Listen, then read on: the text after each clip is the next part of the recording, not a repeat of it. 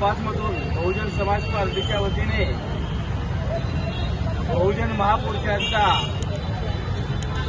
समतेचा निळा ध्वज घेऊन आमच्या दर्शनीताई दुगाने, आमच्या प्रज्ञाताई लोंढे, महेश भैया मुंदडा व मी स्वतः ताकदीनं मैदानात उतरलेला आहे व या प्रभागाचा विकास व शहराच्या विकासासाठी आम्ही कटिबद्ध आहोत.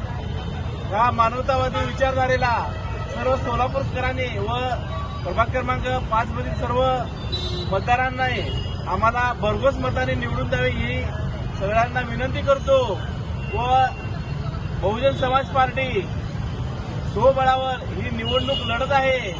तर आज एवढी शोकांतिका आहे की ज्यांना बहुजन समाज पार्टीनं त्या आंबेडकरवादी आंदोलनानं या झेंड्यानं मोठं केलं, त्यांनी जातीवादी झेंडे पकडलेत, ज्यांनी 40-42 वर्षाचा आंबेडकरवादाचा इतिहास सांगतात, त्यांनी भाजपच्या उमेदवारासाठी अर्ज केलेत.